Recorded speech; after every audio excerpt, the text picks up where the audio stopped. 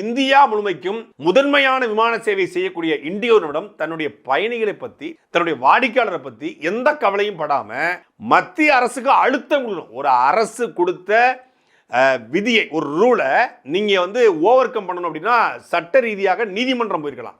இல்ல மத்திய அரசோட ஃபைட் பண்ணுவதற்கு மத்திய அரசுடைய அதிகாரோட பேசிக்கலாம், காம்ப்ரமைஸ் பண்றதோ இல்ல விதியை மாத்துறதோ. ஆனா ஒரு தனியார் முதலாளி அரசை நேரடியாக பழிவாங்க மக்களை பழி வாங்கிட்டான்.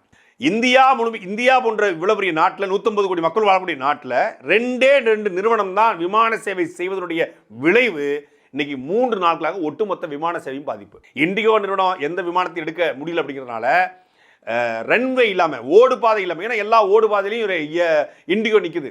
அப்போ இந்த விமானத்தை எடுத்தால் தான் இன்னொரு விமானத்தை எடுக்க முடியும். அதனால் ஏர் இந்தியாவுடைய சேவையும் பாதிக்கப்பட்டுச்சு. இந்தியாவில் பெரும்பான்மையாக இருப்பது ரெண்டு நிறுவனம் தான், ஒன்று இண்டிகோ, ஒன்று ஏர் இந்தியா.